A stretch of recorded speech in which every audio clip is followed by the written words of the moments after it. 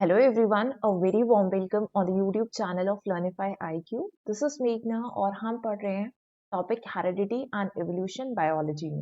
तो आज हम इस लेक्चर के थ्रू पार्ट 4 कवर करने वाले हैं। इससे पहले के 3 लेक्चर्स में हमने 3 पार्ट्स कवर किए हैं, राइट? तो इन द लास्ट लेक्चर हमने क्या क्या चीजें पढ़ी थी, एक बार क्विकली रिवाइज कर लेते हैं। तो एक लिंक हो जाएगा और उसके बाद हम आज का जो टॉपिक्स है उसको कवर करेंगे। तो लास्ट क्लास में हमने सबसे पहला जो टॉपिक पढ़ा था that is sex determination in humans. ठीक है, सेक्स डिटर्मिनेशन का प्रोसेस क्या होता है? It is a process by which sex of a newborn individual is determined. उस प्रोसेस को हम क्या बोलते हैं? सेक्स डिटर्मिनेशन बोलते हैं। ठीक है, फिर हमने क्या पढ़ा था कि हमने सेक्स क्रोमोसोम्स के बारे में भी समझ लिया था कि सेक्स क्रोमोसोम्स क्या होते हैं। और ह्यूमन में 23 पेयर्स ऑफ क्रोमोसोम्स प्रेजेंट है, जिसमें से 22 पेयर्स को हमने पढ़ा था कि 22 पेयर्स को क्या कहा जाता है? ऑटोसोम्स कहा जाता है, राइट? क्योंकि वो सेम होंगे। और एक जो पेयर है उसको हम क्या बोलते हैं? 23rd पेयर को सेक्स क्रोमोसोम बोलते हैं। ठीक है, तो बाकी सारे एक्स एक्स थे और फीमेल्स में एक्स एक्स ही होगा 23rd पेयर भी, लेकिन मेल्स में क्या होगा? 23rd पेयर एक्स वाई होगा। तो ये सारी चीजें पढ़ी थी हमने। सेक्स डिटर्मिनेशन का प्रोसेस समझ लिया था हमने, chromosomal basis of sex determination देखा। उसके बाद से हमने समझा कि रोल ऑफ जीन्स क्या है, जीन्स का रोल देखा। और इसके बाद हमने समझा था हार्मोनल रेगुलेशन क्या है, फिर डेवलपमेंटल पाथवेज के बारे में समझा, राइट? ये टॉपिक इंपॉर्टेंट है। इसके बाद जो हमने टॉपिक पढ़ा था genetics, again it is an important topic क्योंकि इसके जो एप्लीकेशन है वो आपके एग्जामिनेशन पॉइंट ऑफ व्यू से जरूरी है। तो जेनेटिक्स अगर है जहां पर हम हेरिडिटी, जेनेटिक वेरिएशन, जीन्स, इन सब की स्टडी कर रहे हैं कि लिविंग ऑर्गेनिजम्स में किस तरीके से पॉसिबल हो पाता है, तो उसे हम क्या बोलते हैं? जेनेटिक्स कह रहे हैं। अब एप्लीकेशन ऑफ जेनेटिक्स, हमने सबसे पहला application health care and medicine की फील्ड पे जाना कि मॉडर्न डे में जेनेटिक्स कहाँ कहाँ पर अप्लाई हो रहा है, क्या क्या यूजेस है। तो हमने एक जीन थेरेपी के बारे में पढ़ा था।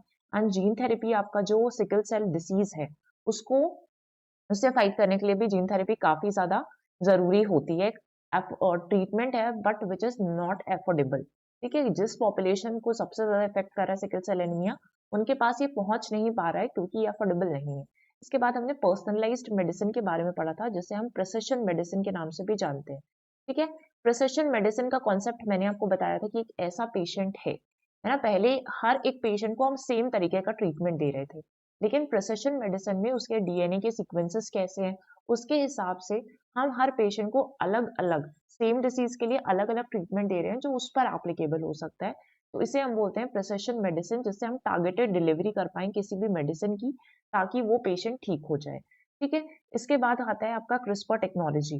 तो जो क्रिस्पर टेक्नोलॉजी है, again it is an important technology, और ये सारे जो टर्म्स है वो आपके साइंस एंड टेक के पॉइंट ऑफ व्यू से काफी ज्यादा इंपॉर्टेंट हो जाते हैं। तो अगर हम क्रिस्पर टेक्नोलॉजी की बात करते हैं तो हमें इससे जरूरी एक नोबेल प्राइज भी याद रखना है कि 2020 में क्या होता है कि इसके लिए केमिस्ट्री में 2 लोगों को नोबेल प्राइज दिया जाता है जॉइंटली। ठीक है, तो नोबेल प्राइज इन केमिस्ट्री दिया गया था 2020 में। किसको दिया गया था? तो आपको उनके नाम ध्यान में रखने हैं। एक तो थी जेनिफर जेनिफर डूडना को दिया गया था, ठीक है, इसी टेक्नोलॉजी के लिए दिया गया था। और दूसरी थी इम्यूनल, ठीक है, इम्यूनल चारपेंटियर। तो इन दोनों के नाम आप जॉइंटली याद रखेंगे कि इनको क्रिस्पर टेक्नोलॉजी के लिए क्या दिया गया था? नोबेल प्राइज दिया गया था केमिस्ट्री में। अब इन्होंने क्या डिस्कवर किया था? तो इन्होंने एक जीन टेक्नोलॉजी का शार्पेस्ट टूल, जिसको क्रिस्पर बोलते हैं, Cas9 जेनेटिक सिजर्स, इन सब के बारे में डिस्कवरी की थी। So it is a gene editing technology to cure genetic disorders like sickle cell anaemia वगैरह में यूज होता है। इसके बाद अगर हम बात करें एग्रीकल्चर में, तो एग्रीकल्चर की अगर हम बात करेंगे, जैसे आपके जीएम क्रॉप्स होते हैं। जीएम क्रॉप्स मीन्स आपके जेनेटिकली मॉडिफाइड क्रॉप्स बोल सकते हो, और जेनेटिकली मॉडिफाइड ऑर्गेनिजम्स, जीएमओ के बारे में भी आपने शायद सुना ही होगा क्योंकि बहुत ज्यादा ये फ्रिक्वेंटली यूज होता है। ठीक है, ये टर्म। तो अगर हम बात करें जेनेटिकली मॉडिफाइड ऑर्गेनिज्म की, तो यहाँ पे क्या किया जाता है? मैनिपुलेशन ऑफ जीन किया जाता है ना। जीन को आप तोड़ रहे हैं, मोड़ रहे हैं, कट कर रहे हैं और नए सेगमेंट ऑफ डीएनए में ज्वाइन कर दे रहे हैं, ताकि आपको डिजायर्ड वेराइटीज ऑफ ऑर्गेनिज्म मिल सके, है ना। आप चाहते हैं कि आप अपने हिसाब से कोई ऑर्गेनिज्म डिजाइन करना चाहते हैं, तो आप क्या करेंगे? उसका एक जीन का टुकड़ा हटाएंगे, कट करेंगे, और यहाँ पे एक नया डीएनए सीक्वेंस ऐड कर देंगे, नया जीन सीक्वेंस ऐड कर देंगे। तो इससे क्या होता है? आपको अपने हिसाब से कोई ऑर्गेनिज्म आप बना सकते हैं जिसके अंदर कुछ डिजायर्ड ट्रेट्स आप सकते हैं, तो वो आप डाल सकते हैं। और इन्हीं ऑर्गेनिज्म को जेनेटिकली मॉडिफाइड ऑर्गेनिज्म कहा जाता है। एग्रीकल्चर में काफी यूजफुल है। जिस तरीके से आपका बीटी कॉटन है, गोल्डन राइस है, ये जनरली एग्रीकल्चर में इसलिए यूज होते हैं ताकि ईल्ड ईल्ड अच्छी हो सके, पेस्ट रेसिस्टेंट हो सके, है ना, प्रॉपर जो आपके प्लांट्स वगैरह उनमें प्रॉपर न्यूट्रिशन रहे, क्रॉप्स में प्रॉपर न्यूट्रिशन रहे, तो ये सारी चीजें हैं। उसके बाद लिव स्टॉक ब्रीड करवाना है, तो उस केस में भी ये यूज होते हैं। Enhancing desirable traits in animals such as disease resistance उनमें भी बना रहे। ठीक है, इसके बाद फॉरेंसिक्स में यूज होते हैं, DNA fingerprinting, missing person identification, day to day life में भी यूज हो रहे हैं। ठीक है, तो जेनेटिक्स हमने पढ़ लिया था। इसके बाद हमने ऑर्गेनिक एवोल्यूशन के बारे में पढ़ा था, जहां पर मैंने आपको stage 1 and stage 2, situation 1 and situation 2 के बेसिस में बताया था, एक समराइज करके बता दिया था कि क्या कंक्लूजन इससे निकल रहा है ऑर्गेनिक एवोल्यूशन के बारे में। ठीक है, तो ये सारी चीजें हमने ऑलरेडी पढ़ ली है। अब आज जो हमने पढ़ने वाले हैं पार्ट 4 में, ठीक है, एक्चुअली में there is a delay in uploading the lectures क्योंकि I was attending a wedding. उसके बाद से there was a sudden demise of one of my family member, तो उसके वजह से थोड़ा सा डिले हो गया, बट डोंट वरी, हम सारी चीजें कंटिन्यू करने वाले हैं अभी रेगुलर बेसिस में। तो उसके बाद हम टॉपिक पढ़ने वाले हैं जेनेटिक डिसीजेस, जो अगेन आपका एक बहुत ही इंपॉर्टेंट टॉपिक है, तो प्लीज उसको देखिए। ठीक है, ये भी आपको देखना है, और इसका जो पीडीएफ है, नोट्स हैं, वो आपको डिस्क्रिप्शन के लिंक में मिल जाएंगे आज। राइट, तो आज हम पहला टॉपिक पढ़ने वाले हैं एक्वायर्ड एंड इनहेरिटेड ट्रेट के बारे में। एक्वायर्ड ट्रेट्स क्या होते हैं, नाम से ही समझ में आ रहा है कि ऐसे कैरेक्टरिस्टिक्स हैं जो एक ऑर्गेनिज्म के लाइफ टाइम में डेवलप होते हैं। इट मीन्स कि ये जो कैरेक्टर्स थे, ये जो ट्रेट्स थे, है ना, वो बर्थ बाय बर्थ से आपके पास नहीं थे, आपने अपने लाइफ टाइम में इसको एक्वायर किया है। Right, so traits developed during an organism's lifetime due to environmental factors। अब ये जो traits हैं या characters हैं वो कैसे आते हैं, बहुत सारी environmental influences होंगे। अगर आप एक environment में रह रहे हैं तो उस environment का influence पड़ रहा होगा आप पर। ठीक है, और ये पूरे तरीके से डीएनए में कोडेड नहीं रहते हैं पहले से। अगर डीएनए में कोडेड रहेंगे तो इट मीन्स ये बर्थ से थे, इसलिए डीएनए में कोडेड नहीं रहते, अलग से एनवायरमेंटल इन्फ्लुएंसेस के कारण डेवलप होते हैं, और हम इन्हें क्या बोलते हैं, एक्वायर्ड ट्रेट्स बोलते हैं। ठीक है, so these are the traits which are developed in an individual due to special conditions के तौर पर डेवलप होते हैं। Right, disuse of organs and learning. ठीक है, not pass to offspring. Obviously एक इंसान है और एक इंसान में उसके लाइफ टाइम में डेवलप हुए, पहले से तो थे नहीं। अगर पहले से रहते तो ऑफस्प्रिंग में चले जाते, बट पहले से नहीं थे, इसलिए ये ऑफस्प्रिंग में पास नहीं होते। They do not alter DNA and hence are not heritable, तो नहीं है। एग्जाम्पल क्या देख सकते हैं आप। ठीक है, और ये अगर आप देखोगे, they can not be transfer to the progeny, birth से दूसरे जनरेशन में पास नहीं होंगे, फ्यूचर जनरेशन के पास नहीं जा पाएंगे। ठीक है, फॉर एग्जाम्पल क्या क्या एग्जाम्पल्स आप ले सकते हैं, जैसे वेट लॉस। ठीक है, वेट लॉस तो बाद में किया ना आपने अपने लाइफ टाइम में, तो वेट लॉस इसका एक एग्जाम्पल है। इसके बाद आपने कुछ भी चीजें सीखी हैं, जैसे learning to play the piano, आपको पहले से नहीं आता कि वो आपकी फ्यूचर जनरेशन में पास हो जाएगा जीन्स के थ्रू। ठीक है, ये चीज नहीं है। तो अगर आप कुछ भी सीख रहे हैं, स्विमिंग करना सीख रहे हैं, तो स्विमिंग करना सीखना भी आपका एक्वायर्ड ट्रेट था।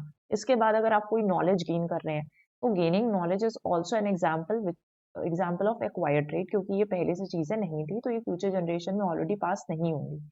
इसके बाद देखिए इनहेरिटेड ट्रेट्स है। ठीक है, तो इनहेरिटेड ट्रेट्स जो होते हैं, वो आपको पहला शब्द याद रखना है कि कहाँ से प्रेजेंट होते हैं, प्रेजेंट फ्रॉम बर्थ। आपने इनहेरिट किए हैं ना, अपने पेरेंट्स से इनहेरिट किए हैं ये सारी चीजें, तो they are passed on to future generation, ये पास होंगे। तो ऐसे ट्रेट्स जो पेरेंट्स से ऑफस्प्रिंग में पास होते हैं जीन्स के थ्रू। ठीक है, अब ऑफस्प्रिंग में पास हो जाएंगे तो they get transfer to the progeny, जो भी आगे फ्यूचर जनरेशन है, बच्चे हो रहे हैं, तो उनमें ट्रांसफर होंगे, और ये हेल्पफुल होते हैं एवोल्यूशन में। ठीक है, सो अगर आपकी मैं बात करूं एक्वायर्ड ट्रेट्स की, तो दे can not direct evolution, evolution में हेल्पफुल नहीं होंगे, बट ये जो है वो हेल्पफुल होंगे आपके एवोल्यूशन के प्रोसेस में। ठीक है, एवोल्यूशन हमने ऑर्गेनिक एवोल्यूशन समझा, आगे जाकर हम एवोल्यूशन टर्म को भी समझेंगे जब हम क्लासिफिकेशन एंड एवोल्यूशन पढ़ेंगे। तो they are determined by genetic material से डिटरमाइन किए जा सकते हैं। फॉर एग्जाम्पल, जो हेयर कलर है, आई कलर है, ऑब्वियसली हम बोलते हैं ना कि आपकी हेयर कलर आपकी मम्मा की तरह है, फिर आपके जो कुछ भी है, ठीक है, आपके आईज का कलर आपके फादर की तरह है। तो इस तरीके से जो हेयर एंड आई कलर है, वो किसके एग्जाम्पल है, आपके इनहेरिटेड ट्रेट्स के एग्जाम्पल है। मसल एंड बोन का जो स्ट्रक्चर है, वो पेरेंट्स की तरह दिख सकता है। ठीक है, नोज का शेप पेरेंट्स की तरह दिख सकता है। तो ये जो सारे एग्जाम्पल्स हैं, वो क्या है, आपके इनहेरिट ट्रेट्स, इनहेरिटेड कैरेक्टर्स के एग्जाम्पल हैं। तो ये ध्यान रखना है।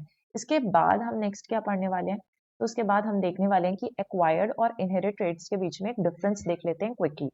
तो acquired traits develop during an individual life due to environmental factors or use disuse। ठीक है, एनवायरमेंटल इन्फ्लुएंस या लाइफ स्टाइल चेंजेस के कारण ये होता है। एंड हेरिटेबिलिटी क्या है कि ये ऑफस्प्रिंग में पास नहीं होंगे, जैसे muscle strength from exercise, language skills जो आप लाइफ टाइम में सीख रहे हैं। इसके बाद आते हैं आपके inherited traits on the other side. तो traits pass from parents to offspring through genes के थ्रू हो रहे हैं। जेनेटिक इनहेरिटेंस होता है इसका कॉज, ऑफस्प्रिंग में पास होंगे, ऑब्वियसली पास होंगे, आई कलर, ब्लड ग्रुप, ये सारी चीजें एग्जाम्पल्स में। ठीक है, याद रखना है। इसके बाद नेक्स्ट टॉपिक है स्पेसिएशन। ठीक है, अब स्पेसिएशन क्या होता है ये आपको समझना है। तो ये क्या है, एक एवोल्यूशनरी फॉर्मेशन है। ठीक है, तो व्हाट इज इट, एक एवोल्यूशनरी फॉर्मेशन है। किस तरीके का फॉर्मेशन है कि एक सिंगल स्पीशीज थी। ठीक है, एक सिंगल स्पीशीज से जब उसका डिवीजन हुआ तो किस तरीके से दो या दो से ज्यादा जेनेटिकली डिस्टिंक्ट स्पीशीज फॉर्म होती है, तो उसी एवोल्यूशनरी फॉर्मेशन को क्या कहा जाता है, स्पेसिएशन। एक बार मैं डेफिनेशन रीड करती हूँ। ठीक है, सो it is an evolutionary formation of new biological species usually by the division of a single species into two or more genetically distinct species। ठीक है, जब एक स्पीशीज से दो नई या दो से ज्यादा स्पीशीज, नई स्पीशीज फॉर्म हो रही हैं, तो आप उसको क्या बोलते हैं, स्पेसिएशन बोलते हो। ठीक है, एवोल्यूशनरी चेंजेस ओवर टाइम की वजह से हो रहा है। की फैक्टर क्या है इसका कि रिप्रोडक्टिव आइसोलेशन, और रिप्रोडक्टिव आइसोलेशन होगा तो जेनेटिक डाइवर्जेंस दिखाई देगी। ठीक है, कि जो भी जेनेटिक्स आ रहे हैं, नई स्पीशीज डेवलप हो रही हैं, वो क्या होंगी, जेनेटिकली डिस्टिंक्ट होंगी या जेनेटिकली डाइवर्ज होंगी। ठीक है, अब वेज, ऐसे कौन से तरीके हैं जिसके वजह से स्पेशिएशन होता है। तो सबसे पहला अगर आप कुछ टर्म्स देखेंगे, एक टर्म आता है आपका जीन फ्लो भी पढ़ना है। ठीक है, इसी वेज में आप पहला देख लीजिए कि जीन फ्लो। जीन फ्लो को हम किस नाम से और जानते हैं, इसको हम माइग्रेशन भी कहते हैं। अभी आपको समझ में आएगा कि जीन फ्लो या माइग्रेशन क्या होता है, कि जब जेनेटिक मटेरियल एक पॉपुलेशन से दूसरी पॉपुलेशन में ट्रांसफर हो रहे हैं, मूव हो रहे हैं, तो उस मूवमेंट को क्या कहा जाता है, movement of genetic material from one population to another is known as gene flow, flow of gene, और माइग्रेशन कहा जाता है। ठीक है, अब ये जो होता है उन पॉपुलेशन में होगा जो एक दूसरे से कनेक्टेड है। ऑब्वियसली अगर कोई पॉपुलेशन एक दूसरे से काफी ज्यादा सेपरेट है, ये ग्रुप ऑफ पॉपुलेशन, ये ग्रुप ऑफ पॉपुलेशन, ये दोनों एकदम ही सेपरेट है, तो जीन फ्लो नहीं होगा। लेकिन ऐसी पॉपुलेशन में होगा जो आपस में कनेक्टेड हो, उनमें जीन फ्लो होगा। तो पहला ये फैक्टर है जिसके कारण स्पेसिएशन होता है। ठीक है, उसके बाद हम बात करेंगे, एक और फैक्टर है आपका, यहाँ से पहले देख लेते हैं, जेनेटिक ड्रिफ्ट। ठीक है, सो जेनेटिक ड्रिफ्ट क्या होता है, ये है कि जो भी एलील्स हैं, अलग अलग एलील्स हैं, तो उनमें जो रैंडम चेंजेस आते हैं in the frequency of alleles in a population over successive generation. ठीक है, कि अब ये जनरेशन थी, इसके बाद नेक्स्ट जनरेशन आ रही है, इसके बाद नेक्स्ट जनरेशन आ रही है, तो इनमें जो एलील्स थे उनमें कोई रैंडम चेंजेस आ जाते हैं, तो उसको क्या कहा जाता है, जेनेटिक ड्रिफ्ट कहा जाता है। तो random changes in gene frequency in small populations, इसके कारण भी क्या होता है, डाइवर्जेंस आता है, तो इसलिए डिस्टिंक्ट स्पीशीज का फॉर्मेशन होगा एक स्पीशीज से। ठीक है, ये हो गया। फिर थर्ड फैक्टर है आपका नेचुरल सिलेक्शन। थर्ड या फोर्थ आप कैसे भी क्रोनोलॉजी में पढ़ना चाहते हैं, सारे फैक्टर्स मैं आपको एक्सप्लेन करने वाली हूँ। तो यहाँ पे देखिए, नेचुरल सिलेक्शन क्या होता है कि एक ऐसा प्रोसेस होता है जिसमें नेचर जो है ऐसे ऑर्गेनिजम्स को सिलेक्ट करेगा जो ज्यादा सुटेबल तरीके से अपने एनवायरनमेंट को अडॉप्ट कर सकते हैं, और इसके बाद कुछ फेवरेबल वेरिएशंस भी पोजेस कर सकते हैं। ठीक है, so it is a process by which nature selects those organisms which are more suitably adopted and possess favorable variations। different environmental pressures result करते हैं adaptations में, और इसके वजह से स्पेशिएशन होता है। ठीक है, इसके बाद अगर हम और फैक्टर्स देखेंगे तो आपका जोग्राफिकल आइसोलेशन भी एक फैक्टर है। जैसे अब ये कैसे कॉज होता है, कोई माउंटेन रेंजेस है, रिवर्स है, तो उनकी वजह से जोग्राफिकल आइसोलेशन हो रहा है, और इसके कारण जोग्राफिकल आइसोलेशन से ही क्या होगा, आपका रिप्रोडक्टिव आइसोलेशन भी होगा। ठीक है, टर्म लिखा है ना, इसके वजह से ही क्या होता है, रिप्रोडक्टिव आइसोलेशन होता है जोग्राफिकल आइसोलेशन की वजह से। इसके कारण अगर आइसोलेशन है तो फ्लो ऑफ जीन नहीं होगा सेपरेटेड ग्रुप्स ऑफ पॉपुलेशन के बीच में। ठीक है, अगर कोई इंसान वहां जाकर अकेला रह रहा है, कोई ऐसा पर्टिकुलर जीन है जो अकेला आइसोलेटेड रीजन में रह रहा है, तो ऑब्वियसली यहाँ पे फ्लो ऑफ जीन नहीं हो पाएगा। तो ये भी एक फैक्टर है, इसको हम एलोपेट्रिक स्पेसिएशन भी कहते हैं। फिजिकल बैरियर्स अगर ऐसे आ जाए, माउंटेन रिवर्स जो पॉपुलेशन को सेपरेट कर देते हैं, तो वो दोनों पॉपुलेशन जो रिवर के इस पार है और उस साइड है उनमें अलग तरीके के जीन्स आपको दिखाई देंगे। रिप्रोडक्टिव आइसोलेशन भी हम कह सकते हैं, इसको हम सिंपैट्रिक स्पेसिएशन कहते हैं। Population in the same area, अगर सेम जगह पर पॉपुलेशन रह रही है तो कुछ बैरियर्स डेवलप कर लेगी वो खुद ब खुद इंटरब्रीडिंग के टाइम पर, चाहे वो बिहेवियर के बेसिस में हो, मैकेनिकल बेसिस में हो। तो जो मीटिंग हैबिट्स होती हैं एक पॉपुलेशन के अंदर, ये एक पूरी पॉपुलेशन है, सेम पॉपुलेशन रह रही है, बट इसके अंदर भी अलग ग्रुप ऑफ पॉपुलेशन के मीटिंग हैबिट्स डिफरेंट हो सकते हैं। ठीक है, ये होता है कि रिप्रोडक्शन के टाइम पे कोई आइसोलेशन डेवलप हो गया हो। उसके बाद आपने पढ़ लिया जीन फ्लो पढ़ लिया और जेनेटिक ड्रिफ्ट भी पढ़ ली, नेचुरल सिलेक्शन भी समझ लिया। तो इन सारे फैक्टर्स की वजह से ही स्पेसिएशन रिजल्ट करता है। ठीक है, इसके बाद next is evolution and classification. तो सबसे पहले समझिए कि एवोल्यूशन मतलब क्या होता है। ये पहले भी हालांकि मैंने आपको एक्सप्लेन कर दिया है, बट फिर भी हम देख लेते हैं। ठीक है, तो evolution means gradual process by which organisms change over time. कोई भी ऑर्गेनिज्म धीरे धीरे की मिलियन ऑफ ईयर्स पहले वो कैसा था, फिर धीरे धीरे कुछ मिलियन ईयर्स पहले कैसा हुआ, उसके बाद थोड़े और मिलियन ईयर्स डिक्रीज हुए, तो किस तरीके से वो चेंजेस आ रहे हैं। तो एक ऑर्गेनिज्म धीरे धीरे gradually over the million of years या over the period of time किस तरीके से चेंज हो रहा है, इस प्रोसेस को हम एवोल्यूशन कहते हैं। ठीक है, नेक्स्ट प्रोसेस होता है आपका एक क्लासिफिकेशन। क्लासिफिकेशन तो आप समझते हैं कि जब हम ऑर्गेनिजम्स को ग्रुप्स में बांट दें या ग्रुप्स में अरेंज कर दें, उनकी सिमिलैरिटीज और डिफरेंसेस के बीच बेसिस पर, उनकी सिमिलैरिटीज और उनके डिफरेंसेस के बेसिस पे जब उनको अरेंज कर दिया जाता है किसी भी ग्रुप में ऑर्गेनाइज्ड वे में, तो उस प्रोसेस को क्लासिफिकेशन कहा जाता है। ठीक है, और जो क्लासिफिकेशन और एवोल्यूशन का प्रोसेस है वो इंटरलिंक्ड है।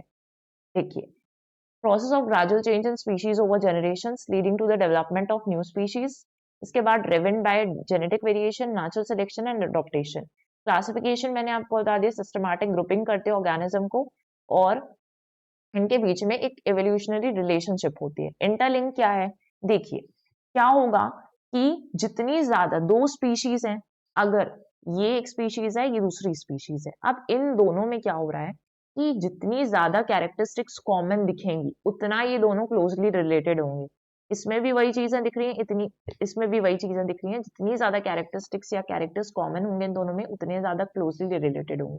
जितने ज्यादा ये रिलेटेड होंगे उतनी ज्यादा प्रोबेबिलिटी है कि इनके एंसेस्टर्स जो होंगे वो कॉमन एंसेस्टर्स ही होंगे। ठीक है, तो similarities among organisms allow us to group them together and to study the characteristics, कि अगर इनके एंसेस्टर्स कॉमन है तो हमें हेल्प मिलेगी कि हम उनको अच्छे से स्टडी कर सकते हैं और उनकी कैरेक्टरिस्टिक्स को भी अच्छे से पढ़ सकते हैं। तो इंटरलिंक यही है कि क्लासिफिकेशन करने से एवोल्यूशनरी हिस्ट्री हमें समझ में आ जाती है। ऑर्गेनिजम्स विद कॉमन एंसेस्टर्स, उनको हम एक साथ ग्रुपिंग करते हैं, showing how species have diverged over time. हमने ग्रुपिंग तो एक साथ की थी लेकिन धीरे धीरे उनमें एवोल्यूशन आते गया, तो स्पीशीज बदलती गई। कुछ सालों बाद हमें ऐसा लगेगा कि इनमें क्लोज रिलेशन नहीं दिखाई दे रहा है। जैसे अगर हम बात करें ह्यूमंस एंड चिंपैंजीज की, तो classified closely due to sure evolutionary lineage था, इसलिए हम इन दोनों को एक साथ क्लासिफाई कर पा रहे थे कि चिंपैंजीज और ह्यूमंस एक जैसे हैं। ठीक है, इसके बाद हमें पढ़ने हैं, इतना हो गया ना, इसके बाद हमें होमोलोगस एंड एनालोगस ऑर्गन्स पढ़ने हैं। राइट, तो होमोलोगस ऑर्गन्स क्या होते हैं, सबसे पहले इस टर्म को समझते हैं। होमो मीन्स क्या होता है, सेम, लेकिन सेम टर्म्स कैसे। ठीक है, सो ऐसे ऑर्गन्स होते हैं जिनका स्ट्रक्चर और ओरिजिन सेम होता है बट उनके फंक्शंस डिफरेंट होते हैं। ठीक है, तो organs with similar structure and origin but different functions होंगे, उन्हें हम क्या बोलते हैं, होमोलोगस ऑर्गन्स बोलते हैं। होमोलोगस ऑर्गन्स हमें एविडेंस देते हैं एवोल्यूशन के बारे में और हमें ये बताते हैं कि वो सेम एंसेस्टर से आए। अगर हम बोल रहे हैं स्ट्रक्चर भी सेम है, ओरिजिन भी सेम है, तो हम ये समझ सकते हैं कि जो भी ऑर्गन्स डेवलप हुए हैं वो सेम एंसेस्टर से ही डेवलप हुए हैं। तो ये हमें दिखाता है कॉमन एंसेस्ट्री की वजह से। एग्जाम्पल आप देखेंगे, जैसे हॉर्स जो है, हॉर्स के 4 लिम्ब ले लिए। ठीक है, हॉर्स के 4 लिम्ब्स ले लिए जो किस लिए यूज हो रहे हैं, रनिंग के लिए यूज हो रहे हैं। राइट, और उसी तरीके से हमने बैट के जो विंग्स होते हैं, बैट के विंग्स ले लिए, लेकिन ये जो विंग्स है वो किस लिए यूज हो रहे हैं, इनके फ्लाइंग करने के लिए यूज हो रहे हैं। तो आप इन दोनों का देखेंगे, हॉर्स के 4 लिम्ब्स को और बैट के विंग्स को, सिमिलर स्केलेटन स्ट्रक्चर दिखेगा, लेकिन ये एक्सटर्नली डिफरेंट दिखते हैं। और अगर एक्सटर्नली डिफरेंट दिख रहे हैं तो उनके फंक्शंस भी डिफरेंट हो गए, एक रनिंग के लिए यूज हो रहा है और इसमें फ्लाइंग के लिए यूज हो रहा है। तो ये होते हैं होमोलोगस ऑर्गन। ठीक, इसके बाद आते हैं आपके एनालॉगस ऑर्गन्स होते हैं। अब ऐसे ऑर्गन्स होते हैं जिनका ओरिजिन और स्ट्रक्चर डिफरेंट होगा बट फंक्शंस सेम होगा। तो इनका जो ओरिजिन होता है प्लस इनका स्ट्रक्चर जो होता है वो क्या होता है, डिफरेंट होता है। ठीक है, लेकिन इनके फंक्शंस सेम होते हैं। अब अगर आप इसमें एग्जाम्पल लेंगे तो ये जो एनालॉगस ऑर्गन्स होते हैं वो भी हमें एवोल्यूशन के लिए एक मैकेनिज्म तैयार करके देते हैं और बताते हैं किस तरीके से एवोल्यूशन स्टडी कर रहे हैं तो ये किस तरीके से काम आएंगे। ठीक है, जैसे पैंगुइन्स है, पैंगुइन्स के जो फ्लिपर्स होते हैं और डॉल्फिन्स के जो होते हैं वो दोनों ही एनालॉगस हैं because they have a similar function. दोनों का सिमिलर फंक्शन है। तो दोनों में, डॉल्फिन्स में भी और पैंगुइन्स में, फ्लिपर्स जो हैं वो स्विमिंग करने के लिए यूज होते हैं बट दोनों का ओरिजिन जो है वो डिफरेंट है। ऐसा नहीं है कि एक ही ओरिजिन था, एंसेस्टर्स डिफरेंट होंगे बट ये क्या दिखाता है, कॉज क्या है, कन्वर्जेंट एवोल्यूशन हुआ होगा अडॉप्टेशन टू सिमिलर एनवायरनमेंट में, क्योंकि दोनों को स्विमिंग करने की जरूरत थी तो दोनों ने सिमिलर एनवायरनमेंट में अडॉप्ट करने की कोशिश की, इसलिए उनके फंक्शंस सेम हो गए लेकिन ओरिजिन डिफरेंट था। ठीक है, तो ये सारे एग्जाम्पल्स हैं, ये हो गए। इसके बाद आती है बात फॉसल्स की एंड एज ऑफ फॉसल्स की। तो फॉसल्स क्या होते हैं, फॉसल्स हमेशा आप पढ़ते हैं हिस्ट्री वगैरह में कितने ज्यादा इंपॉर्टेंट है। ठीक है, तो ये क्या होते हैं आपके पैलेंटियोलॉजिकल, पैलेंटियो एक सेकेंड ना, लॉजिकल एविडेंसेस होते हैं ये, राइट। और ये एक्चुअली में क्या है, ये remains and relics and dead organisms के, जो भी डेड ऑर्गेनिज्म पास्ट में रहे हैं उनके जो भी रिमेन्स या रेलिक्स बच गए हैं वो ही क्या कहलाते हैं, फॉसल्स कहलाते हैं। और ये क्या होते हैं, लिविंग ऑर्गेनिजम्स के प्रिजर्व्ड ट्रेसेस की तरह काम करते हैं। सो रिमेन्स, इंप्रेशंस और traces of organism preserved in the rocks from the past, ये प्रोवाइड करते हैं एविडेंस ऑफ कि कौन कौन से लाइफ फॉर्म्स पहले एग्जिस्ट करते थे और बहुत मिलियन ऑफ इयर्स अगो पहले कौन से लाइफ फॉर्म्स एग्जिस्ट करते थे। ठीक है, अब एज ऑफ फॉसल्स की अगर हम बात करें तो ये दो मेन मेथड्स यूज करके हम फॉसल्स की एज को डिटरमाइन करते हैं कि अगर कोई फॉसल्स किसी भी एरिया में डिस्कवर हुए, जनरली हिस्ट्री में जो भी आपका आर्कियोलॉजिकल सर्वे ऑफ इंडिया ये सब जब काम करते हैं तो ये क्या देखते हैं, इनको कोई मेथड यूज करना पड़ता है ताकि पता लगा पाए कि ये जो फॉसिल यहाँ पे मिला है वो कितने सालों पहले है, कितने सालों पहले पुराना है या कितना पुराना है वो देखा जाता है। तो उसमें एक मेथड होता है, रिलेटिव डेटिंग होती है, जहां पर आप एज ऑफ फॉसिल्स को कैसे डिटरमाइन करते हो, फॉसिल की पोजिशन की रॉक की लेयर्स में फॉसिल्स की क्या पोजिशन है। ओल्डर फॉसिल्स जो होंगे आपको डीप लेयर में मिलेंगे, तो इसको कहते हैं रिलेटिव डेटिंग। एक होता है एब्सोल्यूट डेटिंग, जहाँ पे रेडियो एक्टिव डिके चेक करते हो आप आइसोटोप्स का। ठीक है, और इसको यूरेनियम डेटिंग के नाम से भी जाना जाता है। इसके बाद इसका सिग्निफिकेंस क्या है कि आपको एवोल्यूशनरी हिस्ट्री जानने के बारे में पता चलेगा भी हिस्ट्री क्या थी, और जो एक्सटिंक्ट स्पीशीज हैं जो गायब हो चुकी हैं उसके बारे में भी आप स्टडी कर पाते हैं इसी सब की हेल्प से। ठीक है, कार्बन डेटिंग एक मेथड होता है, तो कार्बन डेटिंग वर्सेस फॉसिलाइजेशन क्या होता है ये भी हम जान लेते हैं। कार्बन डेटिंग जनरली आप पढ़ते रहते हैं कि इस मेथड को यूज करते हैं एज डिटरमाइन करने के लिए करते हैं, और जो फॉसिलाइजेशन होता है वो प्रिजर्व होते हैं एंशियंट रिमेन्स के, उसको फॉसिलाइजेशन कहा जाता है। तो carbon dating is a method to date organic material using carbon 14 decay. Effective है उन आइटम्स के लिए जो 50,000 साल पुराने हैं। ठीक है, ऑर्गेनिक मटेरियल्स हो सकते हैं जैसे बोन्स, वुड, टेक्सटाइल्स, ये इतने पुराने पुराने उनको पता लगा सकते हैं कितने पुराने हैं। कार्बन 14 के डिके को मेजर करके हम इसे पता लगाते हैं कि कितना डिके हो रहा है। फिर डेटिंग आर्टिफैक्ट्स हिस्टोरिकल रिमेन्स के लिए यूज होता है। फॉसिलाइजेशन क्या है, it is a natural process preserving organism remains as fossils. Preserves जो होते हैं remains million of years old होते हैं, हार्ड पार्ट्स लाइक बोन्स हो गए, शेल्स, टीथ, ये सब फॉसिलाइजेशन से देखते हैं। सेडिमेंट्स एंड मिनरल्स रिप्लेस कर देते हैं ऑर्गेनिक मैटर को। एवोल्यूशन स्टडी करना है, पास्ट एनवायरमेंट्स के बारे में पढ़ना है, तो फॉसिलाइजेशन हो गया। इसके बाद आता है एवोल्यूशन बाय आर्टिफिशियल सिलेक्शन। तो आर्टिफिशियल सिलेक्शन क्या होता है, नाम से समझ में आ रहा है कि आर्टिफिशियली सिलेक्ट किया गया है, इसको सिलेक्टिव ब्रीडिंग भी कहते हैं। It is a process by which humans actively choose and breed organisms with desirable traits to produce offspring with those traits। ठीक है, आर्टिफिशियली सिलेक्ट किया है कि जो अच्छा दिख रहा है हम उसको ले सकते हैं।